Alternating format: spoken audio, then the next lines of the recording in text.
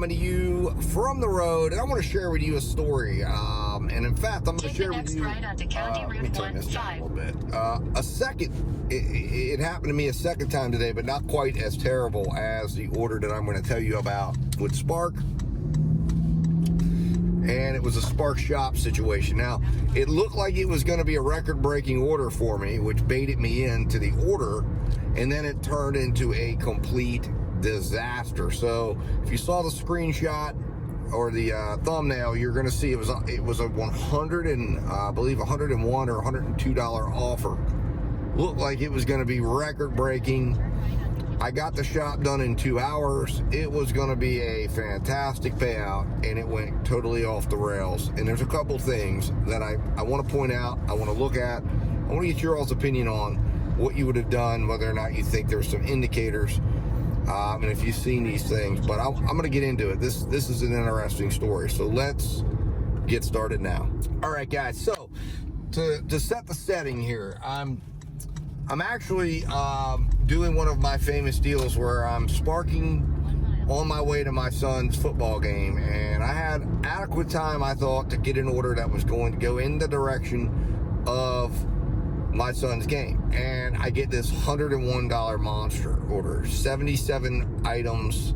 It's a shop, and I'm like, I can do this. You know, I'm thinking, I can do this. I can get it done. It looked like there was clothes. I clearly did underestimated what this order could end up being.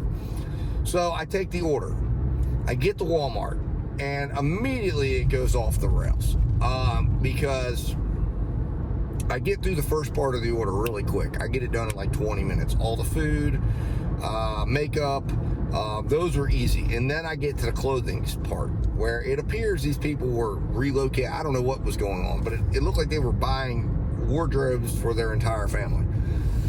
But they end up not having the sizes. Okay, they end up not having any of the sizes in. So I end up in this nightmare of a situation where I'm having to substitute, and I mean, it was a nightmare. But here's the thing, I'm talking to the customer and I are interacting. Now, one interesting thing that I want to point out that gave me pause at the very beginning of this order was the customer's name was Piggy Oinkers. I thought, okay, that's a little weird, but it's $101. And I thought, huh. Now, one thing I didn't pick up on is the drop-off location, and we'll get to that, and that's where everything really goes off the rails. Now, after I get through this order, I get through the shop, I get through the exchanges, I'm talking to this customer, and the customer's real legal name comes up when I'm chatting with the customer. So I'm like, okay, that makes me feel better. I think I'm going to be okay. I'm thinking tip bait here. You know, that's where my head goes. Am I going to get tip baited? Did this customer put this order in here? Are they going to try to say I didn't deliver it? Is there something funny going on here with them having this Piggy Oinkers name? But I thought, you know, if I take all protocols and all precautions, I should be fine. Anyways, we get done with the order. We check out. I'm bagging it up, and it is a lot. I mean, there was a lot of stuff, a lot of clothes. It's all bagged up. I've got a cart full. It's stacked to the top, stacked to the brim. Get it in my car. I've got my back trunk filled to the top. And hold on here, guys. I got to come here and do this delivery. Give me a moment, and we'll get back. So, guys, I'm back. So as I said, I'm driving down the road. I've got a car full of groceries. I'm stacked to the rim, and I realize as I run the address, I'm going to a hotel. So now I'm really on alert. I'm like, oh my God, what's happening here? I've got clothes, groceries, toys for the kids, makeup. It looks like somebody's like relocating, and they're having me drop it off at a hotel. I'm like, oh gosh. And the name on the order is Piggy Oinkers. Where could this go, right? Where could this go but wrong? So, I arrive at the hotel. I pull up, pull under the area where somebody would check in and kind of pull off to the side, go through the process of alerting the app that I've arrived, and I'm like, okay, there's got to be instructions, right? There'll be a room number, there'll be instructions. There's nothing. It says leave at door. But what door? So I reach out and begin contacting the customer. I text the customer. I call the customer. Nope. It goes through and says number not in service. Text go unanswered. I start looking around. Is there anyone out here that looks like they're waiting on an order? They're on their phone. No one. So I decide, all right, I'm going to walk in the lobby. I'm going to see if there's anyone sitting in the lobby. Could someone be waiting on an order, right? Is somebody down there? Is somebody going to ask me my name or give me some indication that they know who I am or that they're waiting on a DoorDash order or a Spark order? Nothing.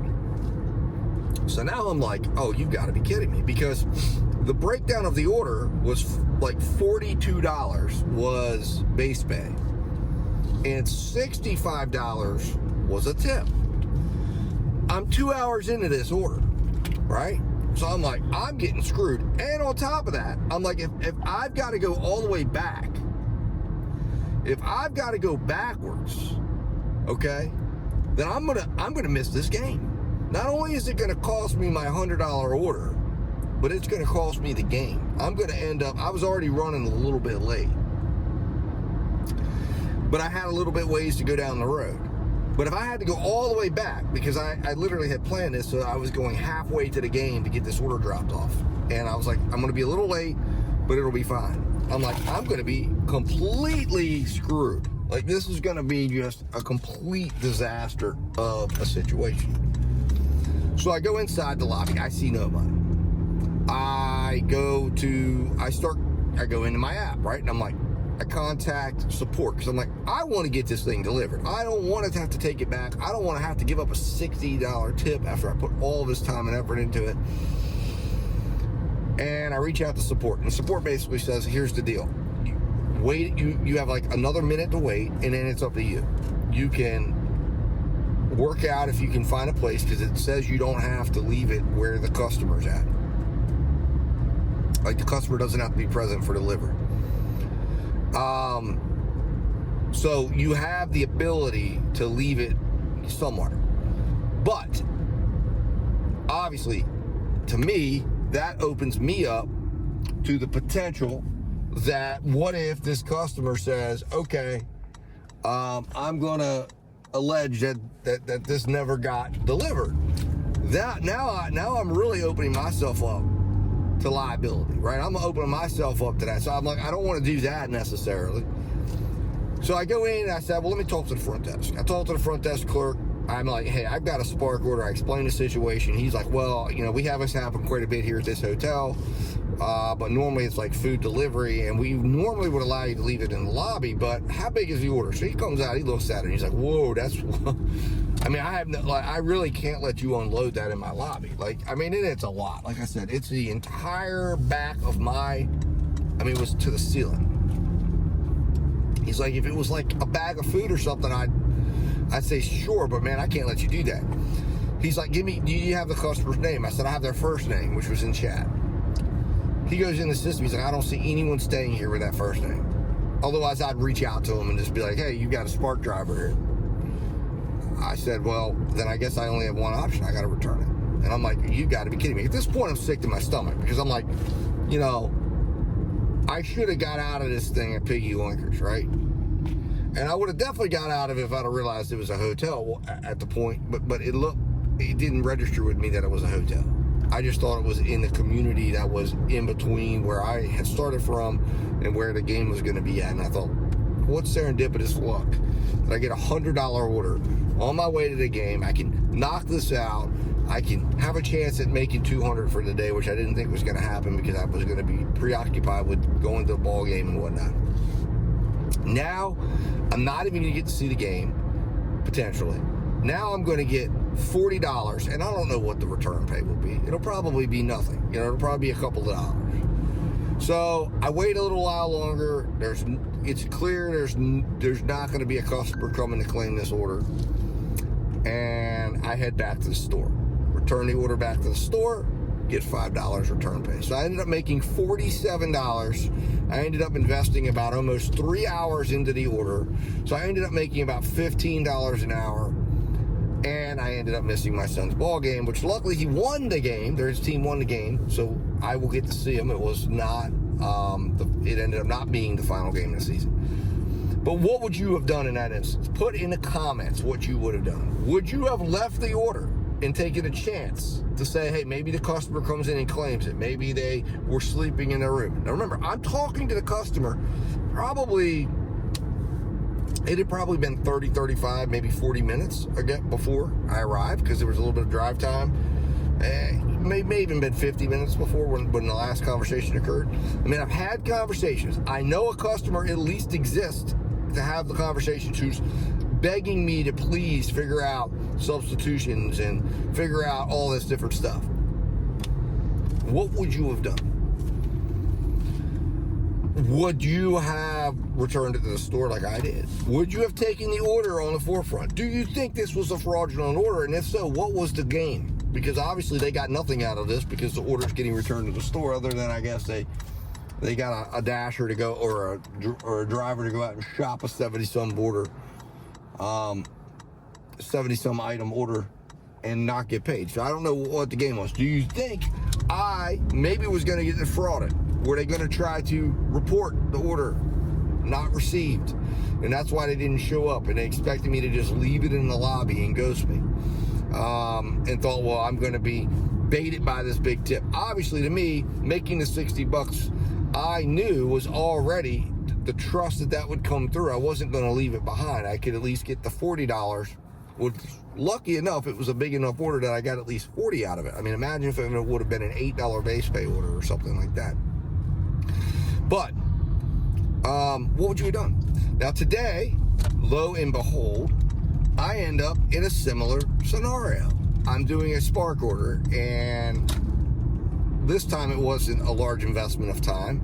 It was an $18 total payout, 4 miles, $12 base pay, $6 tip. I was shopping for some cold medicines, and it required an ID verification. I got to the customer's house, no answer. I called, I texted, no answer. I waited the allotted time, and then it told me to return the order because I could not get the verification. I had the customer's name. I did not have their date of birth, and I was like, you know what? I'm not gonna mess around with this. Like, it ain't worth it. It was a $6 tip that I'm not gonna trust that they're gonna have it. I was like, I need to see this person. I need them to come out. I left and returned it to the store, which is what I will do every single time, because to me, it was not worth any playing around or trying to get around or trying to wait. And I didn't wait longer than I needed to. And I figured, you know what? It's going to, I assume, protect me in my ratings as well if the customer were to try to rate me poorly, since they didn't even show up. But it happened for a second time. And this was this past Saturday. So this is when the original thing happened. And this is within the last 4 days, twice in the last 4 days. Have you seen this happen? Have you had any issues with customers not being present for a drop-off? It's the first time in over 300 orders that I've ever had this happen. Never had the issue happen on any of the other apps. They've always shown up. They've always been there. And you would think the order on Saturday, the big order, was nearly over $600. You would think they would have shown up. You would think they wanted it. They took the time to work with me on substitutions and size changes, and we're not even there. So I don't know. I can't explain it. I don't know what happened. It was bizarre and odd to me. But anyways, so that's my story. How would you have handled it? What's your thoughts on it? Put your comments or your thoughts in the comments, guys. These are the things we're seeing out here every single day. These are the stories we need to be sharing. And this is the stuff that happens to see, hey, did I do it right? Do you think I handled it right? Would you have handled it differently? And I'd love to hear from everybody on this, guys. So as always, guys, hit that thumbs up button, spread the word on this video so we can get as many perspectives as we can on it. Hit that subscribe button if you're not subscribed. This channel is all about sharing stories, getting feedback. I've got spreadsheets that are attached to this video. Download them, they're free. If you don't trust the link, some people I know don't trust links, hey, no problem. Email me, I'll send you the link. These are free spreadsheets meant to help you out and help you see the numbers that you need to see to help you make the most informed and best decisions possible as you're out here working the gig, in the gig world, and making sure that you're getting the most out of your experience. So guys, anyways, let's summarize that. I'll leave you there. And as always, guys, stay safe, stay profitable, and Dad Dash will absolutely be talking to you very soon.